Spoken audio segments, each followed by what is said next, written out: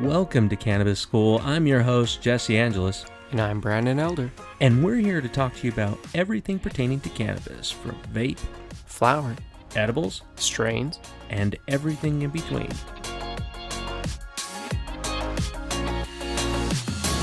Hey, everybody. Welcome back to another 101. It's been a bit. It has been a bit. We like doing these. Yeah, though. and actually, these are one of our most popular this segment that we do on cannabis. And the 101, the reason why is because a lot of people are like, man, this is so new to me. I don't know it all. Yeah, I mean, and there's so much to learn. Yeah, I mean, I don't know it all. Brandon, do you know? I don't it all? either. No, I'm not even, I mean, and we're finding that even scientists are having to go back on what they said years ago. So we're learning more. We're starting to experience more of this. And oh man, we just wanted to be able to bring this in. And this is one, I don't even know why we didn't do this earlier, but I'm glad that we waited. I'm disappointed, honestly, in us that we didn't do it yet. But I'm actually glad because we're in video. Well, it's better now. Yeah, exactly. And so what we're going to go into today is the ECS. And the ECS is what, Brandon? The endocannabinoid system. That's right. Endocannabinoid system. Everybody has it. And when I say everybody, how many people have this? Every mammal. I heard the insects don't have it though. No, but every mammal has a endocannabinoid system. So even though you might not use cannabis, you still have a endocannabinoid system. What is the ECS in the most layman's terms? What is the ECS? The endocannabinoid system is known to help with sleep, mood, appetite, memory, reproduction, fertility. So it adheres to two different areas that they have identified, such as the CB1 and CB2 receptors that we have throughout our body. So CB1, CB2, are those one and the same? Are they different? No. How do I understand that? CB1 are in your central nervous system. Your CB2 are in your peripheral nervous system. Right. So basically you What's have the peripheral system? Like all of your other ones. So your central is your brain and your spine. Okay. So the spinal cord, all that column, through there is your CB1 receptors. Okay. And then your CB2 is like body organs. All of your organs, all of the other, and they're found throughout the entire body. Yeah. And that's super crazy because if you think about it, cannabis is actually like a big part of this. It's like the super supplement. You remember everybody got really excited about kale? Yeah. This shit's awesome. Yeah. But it is nutrient dense, but this is such a crazy nutrient. Well, it is because this actually, so your endocannabinoid system naturally produces what are called endocannabinoids, right? Which are just naturally occurring cannabinoids in your body. That's it. The whole purpose of the endocannabinoid system is to promote homeostasis, or the feeling of like peace, not having pain, ache, stress. Yeah. Perfect balance. That kind of reminds me, like I got on this. So I recently just recovered from being pretty sick. And I've got some theories on that. And while we're talking about the endocannabinoid system, I'm going to go into those things. But I was sick, and one way to kind of feel like when you've got the homeostasis, I've been drinking these like packets of Gatorade Zero just to get flavor because I can't just handle water when I'm sick. It's very strange. Like my taste buds are all fucked up. Water tastes different when you're sick. It totally does. It's weird. Right? You can't smell, but the thing is, it's tasteless. Plus, we have those amazing water purifiers. You know what? We should do that. Put that in there. The place where we got this water purifier, it's one of the best ones. Brandon had it for a year. I got it after. Yeah. It's because it's one of the only ones that removes chlorine, fluoride, and like 200 to 300 other metals and things that are in water. The coolest thing about it, and it sounds like we're doing a pitch for it, but you know what? We're not. And if we could out of it, that'd be badass, right? But the coolest thing is you could scoop out pool water and it'll purify that shit into complete drinking water. Yeah, pool water, river water. Yeah, I mean, that shit could be like so dirty and dank and it wouldn't matter. It's pretty cool. But thinking, okay, and that was weird, right? Going off on that tangent, but I know you guys will appreciate that.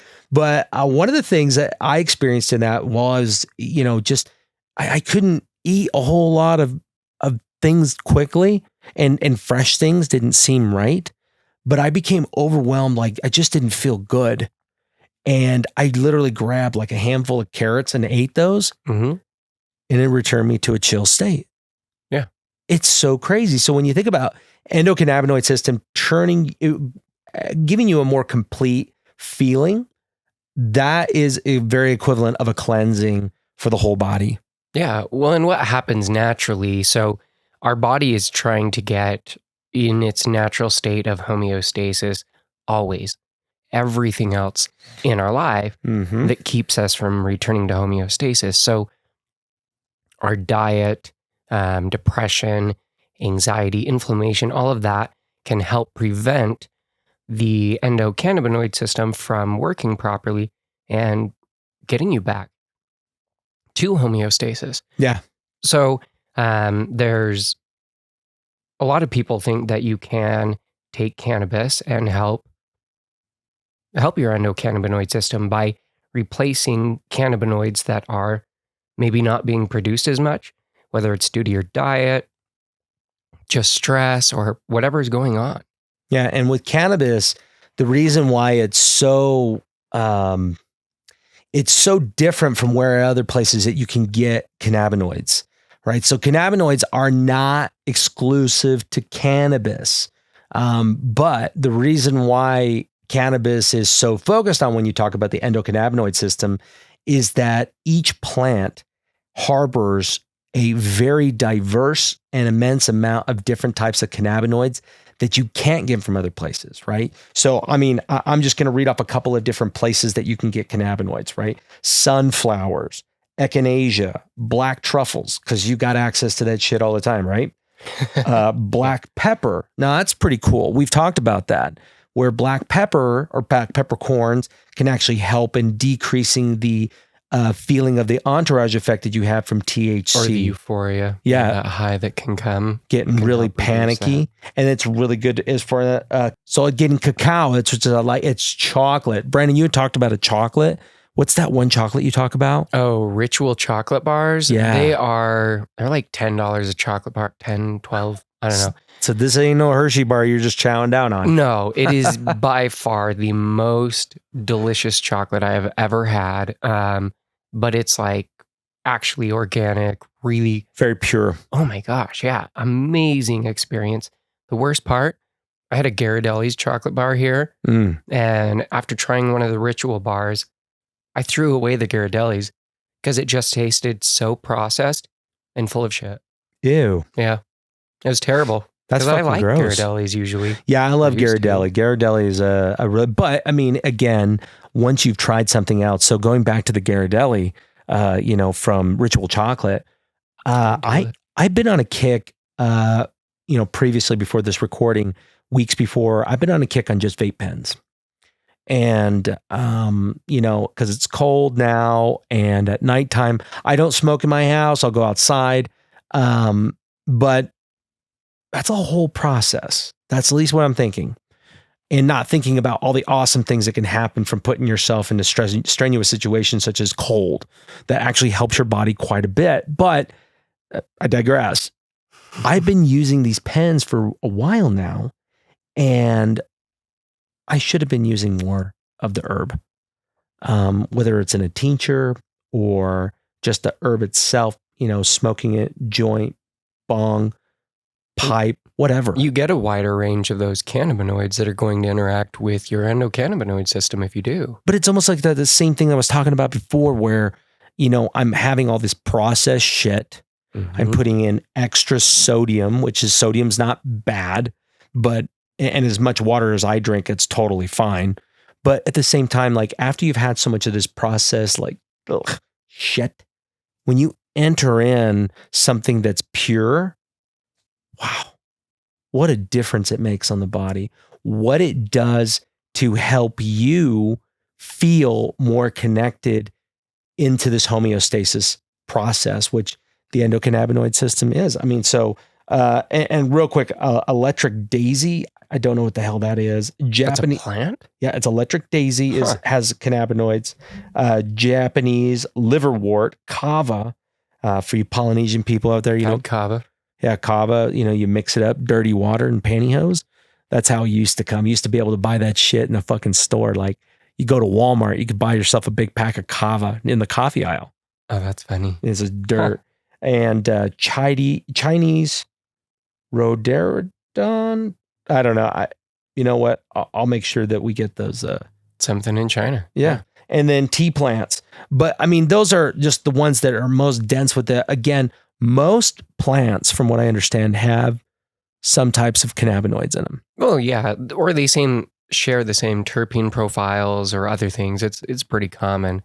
There's a lot of studies that have been done on like the endocannabinoid system, interactions, even using cannabis for ailments and things like that. Ailments? What kind of ailments? Well, there's a clinic that was treating over 18,000 patients, and they had a huge diversity of diseases and symptoms across all of them, from cancer, Crohn's, epilepsy, chronic pain, MS, insomnia, Tourette's, and eczema.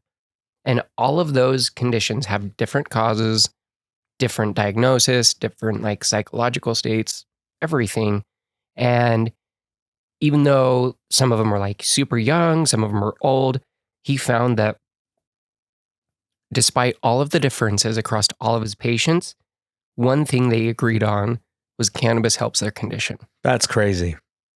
Because many people have this, and again, there are so many different ways to be able to consume cannabis today. Yeah. There really is. Like, I prefer now more, and is what we say all the time, flower first. And the reason why, you just get a better connection. Yeah. Even I was messaging one of the listeners, Ryan, and he was talking about how he had some infused honey. And that infused honey, he likes the drinkable experience more than an edible experience. Wow. Even down to that, where you're like, okay, both are being ingested, both are being digested through the same process, but the experience, it's kind of like having wine versus beer versus whiskey, going, hey, I like this experience more. This one pairs with me better. Wow. I'm thinking about honey right now. And the only thing that I would be more cautious on that with anybody using cannabis in the honey way or drinkable form, such as that, like syrups and all that, is dosing. It's really easy for you to be able to go a little too far. And that's why I like tinctures when it comes to personalized dosing in a liquid form, because I mean, and way better than an edible, way better, because I can dose it down to the very the microgram almost, because I can go, okay, this is how much is in my dropper, a full dropper based upon the math. It's going to be dosed. You can calculate it down to the exact drop. Exactly. And that's what I've had to do with my dad and my girlfriend. Yeah, that's true. That's very true. It's such a crazy thing. I mean, and some of the things, so I wanted to talk to you, Brandon, about it is, I was going through this Harvard health blog. Yeah, well, or studies by them. Yeah, there's a scientist who went through that one, Peter Grinspoon. Well, what a cool name, man! I'm Mr. Peter Grimspoon. I mean, it's almost like Peter Griffin, MD. Like, hey, I'm Peter Grimspoon. Grimspoon, MD, from Harvard. But you know, and you looking at this one, they did this whole thing on learning and memory. And, you know, when I saw that one, typically what is the common belief? Well, that it kills your short-term memory, it kills your brain cells, and just like we joke all the time. Right. Fucking marijuana. Yeah, we forget something, anytime we say that. Something in our mind just escapes us. Fucking marijuana, because it's like cannabis doesn't do that, obviously, but the stigma of marijuana makes you stupid and makes you forget. Yet I hang out with so many people who are incredibly religious, never have touched a substance in their entire life. And most forgetful people forget things all the time. So it's just like, it's human. But that's the thing, like when you're talking about the endocannabinoid system here, that short-term memory loss is not necessarily a bad thing. And we've talked about this many times. You know how we'll say, like, you know, this is a very chill strain. This is a very like lazy strain. or this is a good positive strain. And some of the things that he had talked about in here, saying there's also been some sophisticated studies on how humans' acute response to administering THC and the ways that it alters both their memorizing things in short term and patterns observed in their functional brain imaging. So even being able to go down to the very small parts of it, memory actually, what he talks about in here is that it's actually good to remember things. Mm-hmm. So think about it. You're super busy. You're a single mom, or you're you're a struggling couple, you're unemployed. We know that, right? So, I mean, you're trying to do everything you can and you are just so overwhelmed. Yeah. What do you do? Me, I'm probably going to go toke on something, honestly. Why? Because I know that it's going to help my body return to a natural homeostasis. And I can actually work on any of the issues that I actually have versus just stressing and not being able to focus on any of them. And that's exactly what he talked about in there, is that it actually helps you to forget things that are not important. Our lives today are overwhelmingly disrupted. Yeah. We are in a constant state. Even you listening to this podcast right now or watching it might be scrolling, might be, messaging. You are constantly just put into this realm of distraction. There you go. That was the word I was looking for. It is literally, we are distracted with everything in the world going on around us. And cannabis allows it to quiet all the noise. Yeah, it definitely does. It helps to make it feel like it's okay. And you don't focus on the stuff that you can't control. Yeah. So that was one of the other things that cannabis is good with, because the natural endocannabinoids help with remembering things like names, places, dates, actually important stuff like that. But the endocannabinoid system helps prevent consolidation and retrieval of harmful and abusive memories. Yeah, that's why they use it for PTSD treatment. Yeah, PTSD, any of those things, that helps with protecting you. And it's interesting because it's it might make you forget. Yes, it might, but it might make you forget things that you don't need to hang on to. Yeah, and that's the thing. And we talk about it quite a bit. This may sound contradictory to many of you that are listening to this or watching this. I don't get high. And as cliche as it may sound, I get elevated. And what I mean by elevated is that I am introducing cannabinoids into my system that I know help me. They know they help me focus. They know they help me learn. We're not saying that every strain out there is good for you. We're not saying that every strain out there is what you should try and consume. There are so many out there. You need to figure out which ones match you really well and what type of delivery method. I know that smoking the plant for me is by far the best. Yeah. There's something about, I love the combination of cannabinoids that I get if I actually take a tincture, if I ingest some type of edible, and then I'm also either puffing on a pen, vaporizing flower, or smoking flower. I find that combination, I have a wider range of cannabinoids, terpenes, and the experience for me is going to be the best. Yeah. But it's always the large combination of everything that I'm doing. And it's like my endocannabinoid system loves when I feed it all of these crazy wide range. Yeah. Because it goes and it's like, oh my God, hey, you have a lot less pain. Hey, you're not crazy stressed right now. Hey, you're not dealing with all this anxious stuff. You're good. Right now, this moment's good. Yeah, and it's awesome too, because you're going to start allowing if you allow the plant, I sound like such a fucking hippie there, but if you allow the plant to be able to help you and you go in with the intent, again, we always talk about going with intent, but it really does help kind of steer you towards good decisions. And what do I mean by that? Maybe your dietary, issues over there. Yeah, they talk about when consuming cannabis can it affect hunger. Absolutely, it's part of the CB1 receptors that it actually goes after. That certain cannabinoids are going to make you want to eat more, right? It's going to trick your body into thinking that it has to consume because it's very hungry. But you can make really good choices as far as food. It doesn't have to be just shitty food, right? Yeah. The better quality food that you're feeding your body, obviously it's going to work better. Well, but on the top though, it's also going to be able to help you feel better about what you're doing now. Now, I'm not saying that you shouldn't get pizza, Cheetos, and fucking Mountain Dew. Do it. Why not? Like every once in a while, get stupid, fuck your body up. But doesn't matter. What it really matters is by making sure that you're getting the proper nutrients into your body, such as we talk about with cannabis. Yeah. Cannabis is a proper nutrient for us. It's a supplement.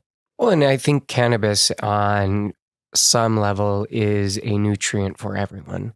Whether or not they utilize it, even if they took it in microdosing on CBD and THC. Like recently, I got my dad back into cannabis. He hasn't really used it much, but he has way worse back than mine. He's looking at getting his surgery done because he's got 8 to 9 discs that need replaced in his back. So with 8 to 9 discs needing to be replaced, he has crazy amounts of pain, inflammation all the time. And same with him. I got him taking a dropper where he started with 3, 4 drops from the entire dropper. And That's crazy. Yeah. But he did that with CBD and he's finding that his pain was at a 2. If he was sitting there like just relaxing, his pain was at a 2. Yeah. Which is crazy because for me right now, like I wouldn't say I'm really even elevated at all, but I would say mine right now sitting stagnant is probably like a 4. I told you I woke up this morning feeling dread. Yeah. Feeling anxiety in my chest. And it has a lot to do with everything, right? I mean, we got the holidays coming up, which are they're never stressful. Oh. But more importantly, like Brandon and I are both right now at the time, we're looking for jobs.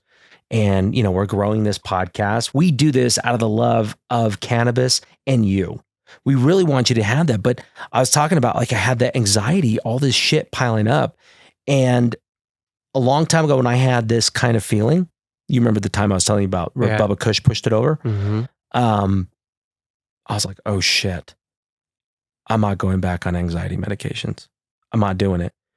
And instead of thinking like we typically do, where we think like, what's going to fix my system? Whatever the doctor prescribes me, whatever the pharmacist gives me, that's going to help me. So I took, what was it, about a dose and a half of CBD. Oh, good. And within about 20 minutes, I felt a little sleepy because anxiety is so stressful that your body is on fight or flight mode. And it talks about that within your endocannabinoid system, that it helps to regulate that. That's why there was a big controversy within the UFC of allowing fighters to be able to use THC, not because it's a bad plant, but because it can be seen as a performance enhancing drug. So they banned it or they currently I don't know if it's still I don't think so. I think it's right up at the fight. Okay. Because I thought I had read things about certain fighters who had been using cannabis in their practice and all of that. And I'm like, that makes sense. Like, how much easier is it to get into flow when you have cannabis in your system? Well, and on top of that, like one of the things, like in that Harvard article it talked about is that your fight or flight response can be minimalized, where it's not necessarily fight because now you're slowing things down, going, okay, let me figure out what's going on here. But the flight too, going, okay, well now I can assess, is it dangerous or is it not? So it calms the mind down enough, and that's what happened today when I used the CBD. It made me tired only because it was allowing my body to relax, and because it was in such fight mode, it was able to de-escalate. And all I did was just lay down, apply for jobs on LinkedIn. If you're looking for jobs, you should definitely do that. But I was just on LinkedIn, and I was just going through, and I let my body relax, and I was in a good spot. Yeah. Where most people go to Xanax or Ativan or, take their anxiety medication, whatever it may be, I didn't feel that need. Yeah, I think if you understand your endocannabinoid system, your body, the response that's actually happening at that moment, And if you have access to good CBD and like a good dose, Mm-hmm. that should be your first go-to. Like if you try that and it doesn't work, maybe you need something more. Maybe that is something different. But like to try that first, to try a natural plant that really, especially CBD helps reduce inflammation and anxiety like crazy. Oh, yeah. The first time I ever smoked a CBD cigarette, actually, they were selling them around here. And I was like, oh, I'm going to try that. And I smoked one and I realized I didn't feel anything. Hmm. It was what I didn't feel. And sitting there, I realized I don't feel super anxious. I don't feel like I have this tightness in my shoulders, and I didn't have the same sharpness just stabbing me in my back. And that was wild to me because I just thought CBD was like diet cannabis. I love this. This is really good for everybody to kind of really get into the endocannabinoid system. Again, there are so many studies on this, and the fact that mainstream science and even media has gotten behind this. So remember that as you are getting into cannabis, if you're new to cannabis, and if you got friends that are getting into cannabis, I would actually have them listen to this episode first. Understanding what cannabis does and the fact that everyone's body is designed to handle these. Yeah. And everybody's is different. And so understanding that, learning about the endocannabinoid system is actually going to be able to enhance your cannabis journey, whether you're just a CBD person, which is totally fine. And, and that's like a daily supplement. I mean, we can definitely get into the other cannabinoids that are found within the hemp and cannabis community, but then your THC as well, like understanding THC and looking more into the plant. That's why we have so many different reviews on different plants, because they all make us feel different. Yes, some of them make you feel the same. Yeah, there's a lot Slightly. of similarities because there's similar cannabinoids and terpene profiles across all of them, but there's a lot of differences at the same time. Exactly. I mean, it's like one of my favorite strains, Pineapple Express. I picked up a cart in Arizona not too long ago, and although it was good, it wasn't great. And it's not my best Pineapple Express experience at all. It's good, but I got a Jack Herrera at 2, and that Jack was actually pretty awesome. It was super hyper focus. I was able to get a lot of shit done. But again, it just goes into that. Your CB1 and CB2 receptors are so different down to your molecular structure in your body, down to your little DNA. And everyone's diet is different. Everyone's exercise regimen is different. And where you live, that actually affects it too. Oh, yeah. It's so cool. Well, and how many other things are you putting into your body that are going to affect it? So that's why everyone's experience can be so different with cannabis. So when you're looking into getting into the cannabis community, or you are into cannabis, but you just don't know all of the capabilities that it can give you, unlock for you. So I'm going to leave with this. I believe that my life is better with cannabis, not to say that it wouldn't be good without it, but I believe that my memory, my ability to be able to retain information that I get into my brain for a long period of time, being a decent person has really helped out. And I mean, there's so many other elements to it, but I would say those things right now have made me into a better person. Yeah. You definitely changed in the years of cannabis. Yeah, totally different. Yeah. Well, and I know I have too. I know that cannabis has changed 100% my perspective on a lot of things, the way I feel about even other people and just life in general. It has altered so much of it. And I know from just my life before cannabis to now, my life is a million times better. Yeah. I mean, at least my quality of life. Yeah, I'd say the quality of life, my quality of engaging with people, with humans, I'm a better person from it. And so that's why we create this. This is why we give it to you. So you're able to take this bit of information and go, I'm on the right path. I'm not doing something stupid. And we're not like crazy zealots here, in religious contexts. We're not trying to push cannabis on everybody going, hey, have you heard about Our Lord and Savior, Cannabis Christ. Yeah, I don't know why I did that. Like I was holding up a book. But it's the exact same thing. Like, look, if you're interested, that's when you should get involved. That definitely. And if you've got slight interest, and if you've got ailments or you've got problems going on there, or you're just like, look, I'm kind of done shoveling pills into my mouth. There's always a dose and a way to start that you don't have to experience whatever it is you don't want. Yeah. So if it's the anxiety, crazy highs, just pain, any of this stuff, you can always mitigate or manage any of that with proper dosing. So get more involved into your endocannabinoid system. Learn more about it. Don't just dive in, and read one article going, oh, that's it. Like you got to do a bit of research on this. And we just scraped the surface. There are so many more receptors in the endocannabinoid system. There are so many more cannabinoids that connect with those receptors. Like it does tons more than what we've talked about today. We just scratched the surface. Yeah. So we want you, that's why we want you to listen to these 101s and then go back to the strains. When you go back and listen to different strains, you can think, okay, wait a minute. Is there something I may be missing? What's something that I could try? And that's why there's so many different strains. Yeah. Thanks for tuning in. Yeah. Take care, guys. Thanks for those who help us on Patreon. Dude, super appreciative of you guys. It's because of your donations that we're able to do these types of things. So if you can give, please give. That helps us. Yeah. And if you can't, if you can go leave us a review, that helps us too. Or share us with a friend, because there are so many people out there who are curious about cannabis. Now, here's the challenge. If we can we're trying to go to 420 followers, subscribers to our Patreon. But if you go there and you can give $1, 420.